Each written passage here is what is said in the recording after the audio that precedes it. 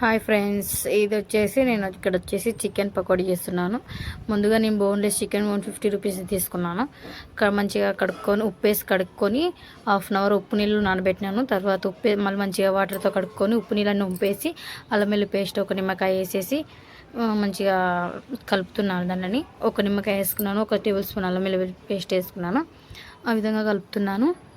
ఒక salt 1 table spoon వేసుకున్నాను, కారం 1 టేబుల్ స్పూన్ వేసుకున్నాను. వేసేసి కలుపుతున్నాను.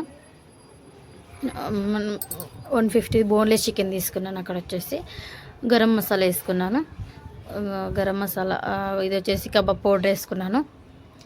నేను కూడా ఫస్ట్ టైం ట్రై చేయడం, ఇది యూట్యూబ్లో చూసి నేను కూడా ట్రై చేశాను. ఆ విధంగా కొద్దిగా వేయించిన జీలకర్ర పొడి వేసుకున్నాను. 1 స్పూన్ బియ్యం పిండి, నెక్స్ట్ వచ్చి 1 స్పూన్ శనగపిండి వేసుకున్నాను. కరివేపాకు ఆ విధంగా కొద్దిగా చిన్నగా కట్ చేసి వేసుకున్నాను.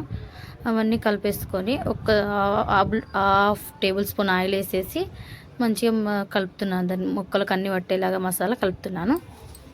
ఆ విధంగా కలిపేసి మంచిగా ముక్క అనేది ఫ్రెష్, కొందరు కావాలంటే ఎగ్ వేసుకుంటారు, కార్న్ఫ్లవర్ వేసుకుంటారు. నేనైతే బియ్యం పిండి శనగపిండి ఒకటి వేసాను. తర్వాత 1 గంట ఫ్రిడ్జ్లో పెట్టాను. తర్వాత 1 గంట తర్వాత ఫ్రిడ్జ్లో నుంచి తీసి పొయ్యి పైన కడాయి పెట్టి ఫ్రై చేస్తున్నాను. మనకు తగినంత పొయ్యి పైన కడాయి పెట్టి కడాయి వేడైన తర్వాత ఆయిల్ తగినంత వేసుకున్నాను. కొద్దిగా ఆయిల్ మీడియం ఉన్నప్పుడే వేయాలి. మీడియం ఆయిల్ వేడైనప్పుడు వేయాలి. నేను ఒక్కొక్క పీస్ వేసుకుంటున్నాను. చిన్న కడాయి కాబట్టి నేను కొన్ని పీసులు వేసుకుంటున్నాను. చూడండి, ఆ విధంగా వేసుకుంటున్నాను. చిన్న చిన్న పీసులు బోన్లెస్ చికెన్ తీసుకున్నాను. నేను ఇది పిల్లల కోసమని కొద్దిగా కారం మసాలా అనేది చాలా తక్కువనే వేసాను. ఇది పిల్లల కోసం ప్రిపేర్ చేస్తున్నాను కాబట్టి బోన్లెస్ చికెన్ తీసుకున్నాను. నాకు తెలిసి టేస్ట్ బాగా వచ్చింది. కొద్దిగా కాకపోతే సాల్ట్ అనేది ఎక్కువైంది. మీరు చూసేసుకోండి. చాలా ఇది న్యాచురల్గా చేసుకుంటే బాగుంటుంది.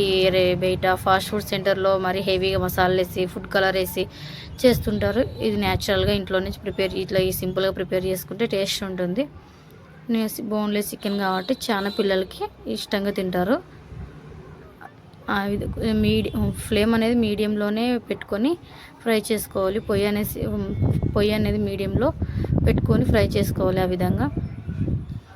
ఆ విధంగా కొన్ని పీసులు వేసుకుంటే నేను 2 సార్లు వేసుకున్నాను.